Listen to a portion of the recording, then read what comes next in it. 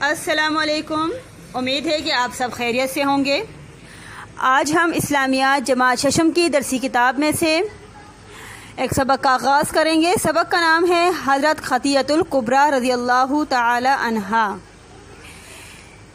اس سبق میں ہم ام المومنین حضرت خدیجہ رضی اللہ عنہا کی مختصر حالات زندگی کے بارے میں پڑھیں گے، ان کی سیرت و کردار سے آگاہی حاصل کریں گے۔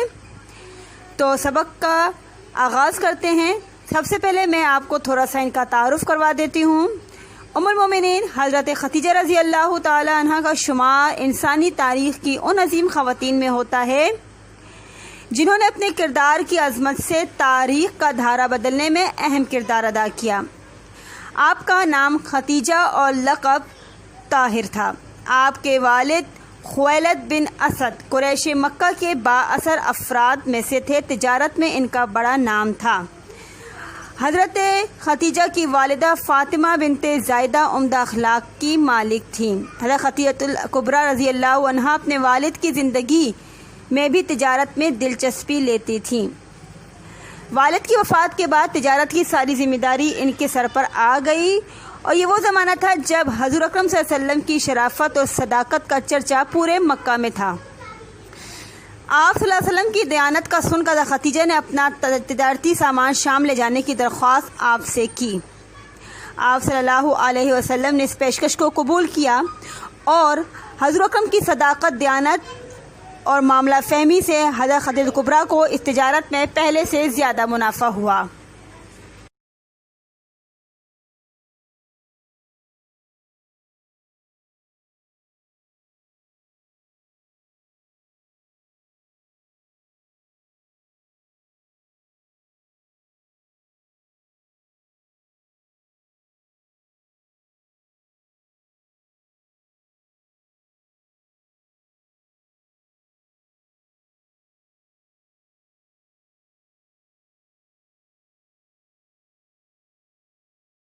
حضرت خدیجہ آپ کے اخلاق و کردار سے بہت متاثر ہوئیں، اور انہوں نے حضور اکرم صلی اللہ علیہ وسلم سے شادی کا فیصلہ کیا۔ آپ صلی اللہ علیہ وسلم نے اپنے چچا ابو طالب کے مشورے کے بعد حضرت خدیجہ سے شادی پر رضامندی کا اظہار کر دیا۔ اس وقت حضور اکرم صلی اللہ علیہ وسلم کی عمر 25 سال اور حضرت خدیجہ کی عمر 40 سال تھی۔ حضور اکرم صلی اللہ علیہ وسلم کی ساری اولاد حضرت ابراہیم کے علاوہ حضرت خدیجہ الکبریٰ سے ہوئی۔ حضرت خدیجہ الکبریٰ رضی اللہ تعالی عنہا وہ پہلی خاتون ہیں جنہوں نے آپ صلی اللہ علیہ وسلم کی دعوت تبلیغ پر ایمان لے کر آئیں۔ اسی لیے جب نبی صلی اللہ علیہ وسلم پر پہلی وحی نازل ہوئی تو آپ پریشان حالت میں گھر تشریف لائے اور سارا واقعہ حضرت خدیجہ سے بیان کیا۔ حضرت خدیجہ نے آپ کو تسلی دیتے وقت یہ کہا کہ آپ پریشان نہ ہوں، اللہ تعالیٰ آپ کو بے یار و مددگار نہیں چھوڑیں گے، کیونکہ آپ رشتہ داروں سے اچھا سلوک کرتے ہیں، آپ مہمانوں کی مہمان نوازی کرتے ہیں، مصیبت زدہ لوگوں کی مدد کرتے ہیں۔ اللہ تعالیٰ آپ کی حفاظت فرمائے گا اور نقصان سے محفوظ رکھے گا۔ اس کے بعد حضرت خدیجہ آپ صلی اللہ علیہ وسلم کو اپنے چچا ورقہ بن نوفل کے پاس لے گئیں، جو اس وقت آسمانی کتابوں کے ماہر تھے اور بہت ضعیف و نابینا ہو چکے تھے۔ انہوں نے سارا واقعہ سن کر کہا کہ حضرت محمد صلی اللہ علیہ وسلم اس امت کے رسول ہیں۔ حضرت خدیجہ وہ پہلی خاتون ہے جنہوں نے عورتوں میں سب سے پہلے اسلام قبول کیا، اور آپ صلی اللہ علیہ وسلم کی ڈھارس بنداتی تھیں۔ آپ صلی اللہ علیہ وسلم ہر موقع پر مالی قربانیوں سے آپ رضی اللہ عنہ ہر موقع پر مالی قربانیوں سے حضور اکرم صلی اللہ علیہ وسلم کی دلجوئی بھی کرتی تھیں۔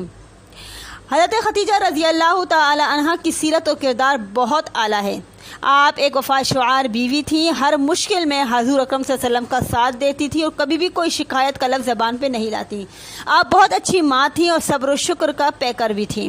آپ اپنے تمام معاملات نہایت دانش مندی سے طے کیا کرتی تھیں۔ حضور اکرم صلی اللہ علیہ وسلم سے شادی کے بعد خوشی خوشی اپنی ساری دولت آپ صلی اللہ علیہ وسلم کی خدمت میں اور اسلام کی راہ میں پیش کر دی۔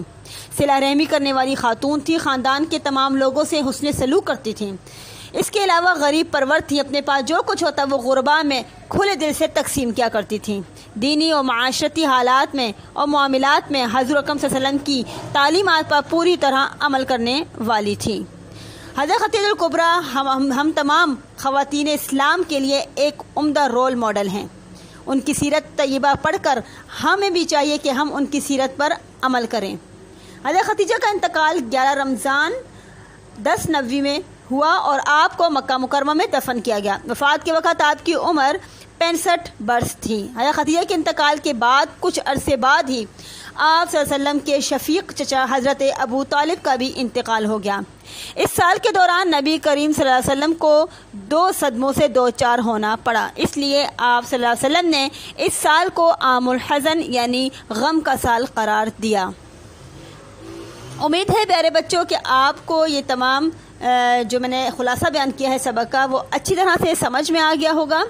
اب ہم اس سبق کی مشق کی جانب چلتے ہیں، لیکن اس سے پہلے آپ نے خود بھی اس سبق کی ریڈنگ کرنی ہے، اس کو اچھی طرح سے ایک دفعہ پڑھنا ہے۔ اس کے بعد جو مشق آپ کو کروائی جائے گی اسے آپ نے اپنی کاپیوں میں تحریر کرنا ہے۔ تو سوالوں کی طرف ہم آتے ہیں، مشق کرتے ہیں۔ پہلا سوال ہے کہ آپ نے مناسب ترین جواب پر درست کا نشان لگانا ہے۔ 4 آپ کو آپشن دیے گئے ہیں، جو صحیح ہوگا اس پہ آپ نے درست لگانا ہے نشان۔ پہلا ہے طاہرہ لقب ہے حضرت خطیۃ الکبریٰ کا، یہ نشان لگا دیں آپ درست۔ عام الحزن سے مراد ہے غم کا سال، درست جواب یہ ہے۔ حضرت خطیۃ الکبریٰ کا ذریعہ معاش تھا، درست جواب ہے تجارت۔ حضرت خطیۃ الکبریٰ کی وفات کے وقت عمر تھی، درست جواب ہے 65 سال۔ ورقہ بن نوفل عالم تھے، درست جواب ہے انجیل کے۔ حضرت خدیجہ رضی اللہ تعالی عنہا کی کنیت ڈیش تھی، ام ہند، ٹھیک ہے، خالی جگہ میں آئے گا ام ہند۔ نمبر 2 حضرت خطیۃ الکبریٰ کے غلام کا نام ڈیش تھا، خالی جگہ میں آئے گا میسرہ۔ نمبر 3 حضور اکرم صلی اللہ علیہ وسلم کی ساری اولاد ڈیش کے علاوہ حضرت خطیۃ الکبریٰ سے ہوئی، خالی جگہ میں آئے گا حضرت ابراہیم۔ نکاح کے وقت حضور اکرم صلی اللہ علیہ وسلم کی عمر ڈیش سال تھی، خالی جگہ میں آئے گا 25 سال۔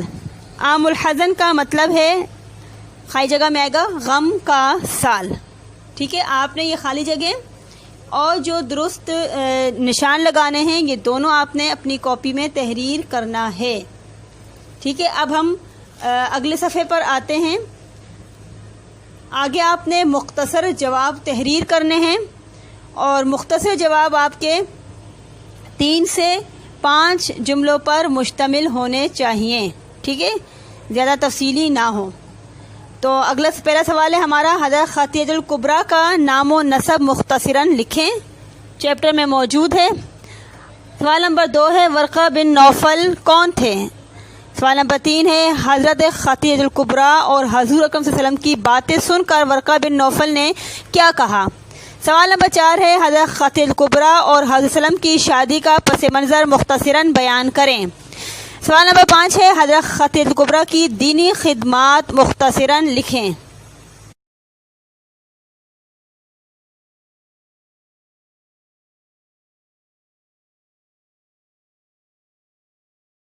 ان تمام سوالوں کے جواب آپ کو اپنے چیپٹر کے اندر سے ہی مل جائیں گے، آپ اسے دیکھ لیجئے گا۔ سوال نمبر 4 ہے درج ذیل سوالات کے تفصیلی جواب تحریر کریں۔ پہلا سوال ہے حضرت خطیۃ الکبریٰ کی کم از کم 5 صفات مثالوں سے بیان کریں۔